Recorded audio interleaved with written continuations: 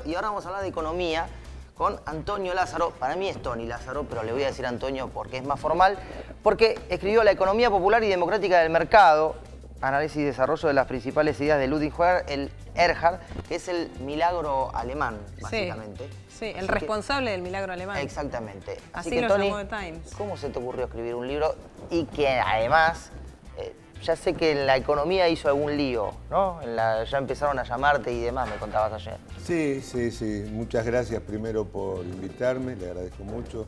Es el primer programa que vengo como presentación de este libro, así que bueno, les agradezco. Y la idea fue que hace muchos años que vengo estudiando. Vos tenés una consultora además y... Sí, aparte soy economista, así que bueno, hace muchos años que tengo el hobby de estudiar sobre los grandes líderes y estadistas del siglo XX. Es una cuestión que me apasiona muchísimo. Bueno, y consideré que Erhard, que es una persona relativamente desconocida así en los ámbitos académicos y educativos de la Argentina, realmente ha sido para mí el más grande economista de la posguerra, porque no solo en su teoría magnífica, sino que llevó a la práctica algo que hoy se demuestra que Alemania es una de las grandes potencias del mundo a partir de que él tomó la economía en 1948. ¿no?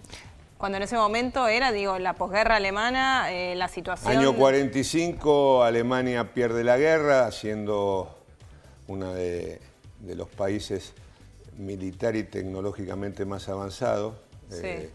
Bueno, pierde la guerra y a partir de ahí se hace cargo una alianza conformada por Estados Unidos, Inglaterra, Francia, donde Alemania estaba devastada, no tenía ni nación, porque recién la nueva Constitución se crea en 1949. Y se pudo. Y él, o sea, la anécdota es que a él lo Era de la llaman, nada, ¿no? Era de la nada, era tierra arrasada, como decía Stalin cuando entró Hitler a Rusia. A nosotros lo que nos, inmediatamente hoy hablando con Nuria temprano, era si de cero se hizo eso, acá en Argentina, ¿se puede aplicar o es imposible por la idiosincrasia o por qué? No, porque realmente si el que lea el libro va a ver las connotaciones psicológicas que tenía el ciudadano alemán. No es muy diferente a lo que tienen en varias partes del mundo cuando el Estado está destruido y cuando las ideas realmente no son claras. Yo siempre cito mucho a De Gaulle, que es para mí uno de los grandes del siglo XX, que decía las leyes de la guerra son pocas, pero que hay que entenderlas. En economía no son muchas, pero hay que entenderlas y tener mucha claridad conceptual para poder aplicarlas, ¿no? ¿Y en Argentina se puede aplicar o no se puede aplicar? Yo como economista digo que muchas cosas de esto son aplicables totalmente, ¿no? Acá veníamos de una situación caótica, destruida. O sea, no tenía nación. Alemania no tenía nada. Estaba con el comando de aliados, de las fuerzas aliadas que habían ganado la guerra, y había un general que había puesto a Estados Unidos que se llamaba Lucius Klein, que en definitiva recibió al profesor Erhard, que venía de ser ministro de Economía de Baviera, y le presentó un plan y todos lo creían que era una locura, porque él decía que había que desregularizar todo.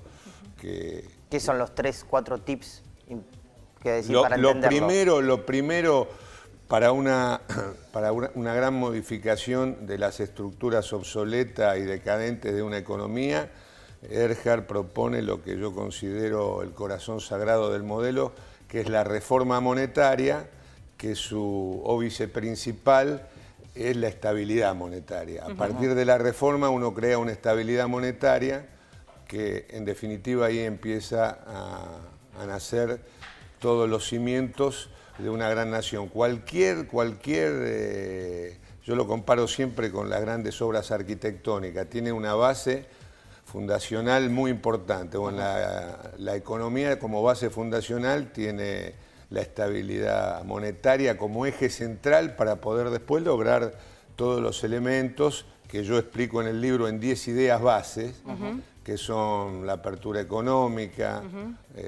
O sea, una de las anécdotas más importantes que acá se tiene un poco de escepticismo, no se comprende bien cuando se habla de economía de mercado. El Estado no está ausente. Acá hemos tenido experiencias que no eran economía de mercado porque el Estado dejaba hacer lo que quería. No, el Estado juega un rol principalísimo en una economía de mercado y Erhard lo explica bien cuando él hace el cambio de la moneda del marco que venía con mercado negro, la época hitleriana, tenía una inflación que se llama inflación reprimida, con una gran emisión monetaria y congelamiento de precios y salarios.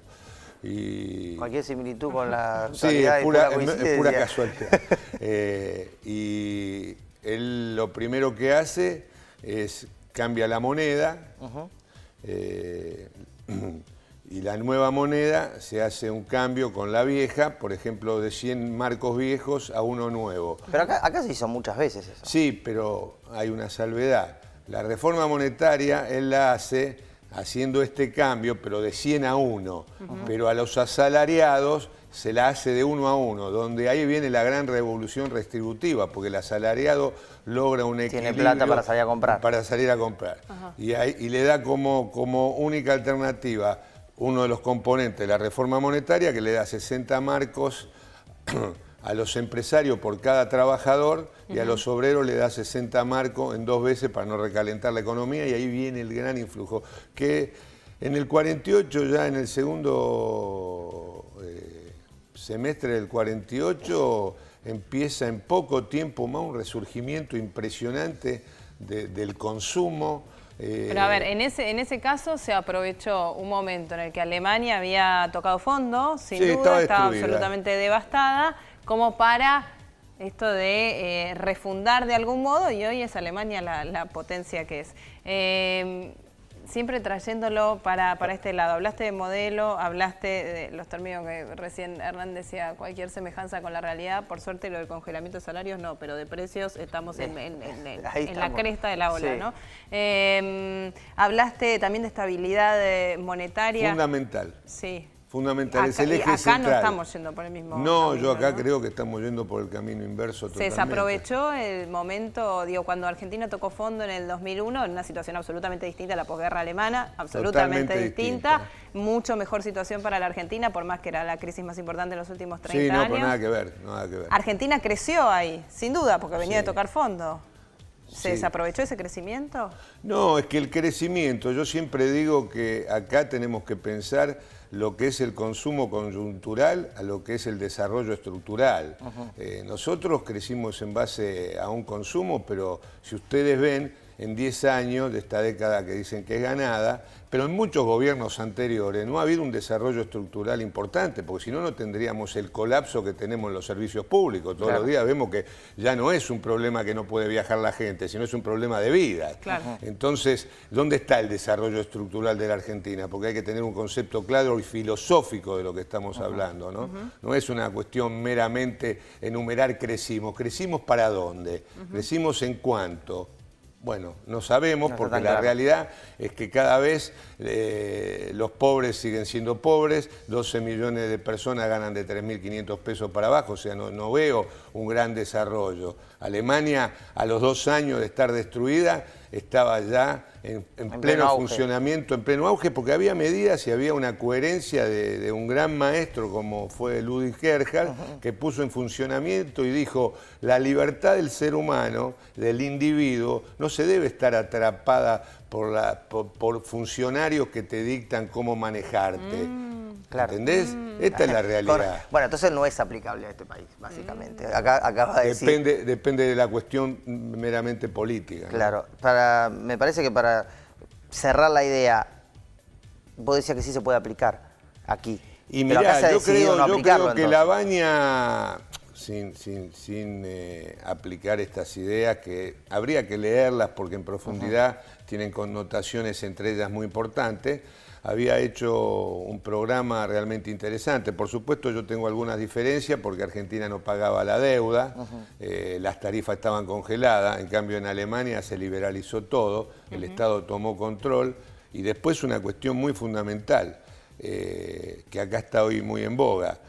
Lo que se hacía permanentemente es ver que el asalariado no perdiera poder adquisitivo, y daba incentivo, le quitaba la presión impositiva que hoy tiene un asalariado que gana más de un tope, donde el Estado se queda con un porcentaje y en definitiva lo que gana en paritaria lo pierde por otro lado. Sí, hoy salió la cantidad de gente más que empieza a pagar impuestos a las ganancias. 350.000 personas aparentemente. Ya casi que algunos no estamos haciendo el sistema de Ludwig-Erhard de ninguna manera. No se está haciendo. Este fue un sistema realmente espectacular. Tony, está en la imprenta, el libro sale hoy. La imprenta sale mañana y el 4 de julio hago el lanzamiento del libro. Perfecto. La economía popular y democrática de mercado, te agradecemos mucho por haber venido. No, le agradezco a ustedes porque me han dado la oportunidad de que este es mi primer libro. Para fin de año está saliendo el segundo, así que le agradezco mucho a ustedes que son los primeros que tienen esto y que yo tuve la oportunidad de ustedes. Gracias, Tony.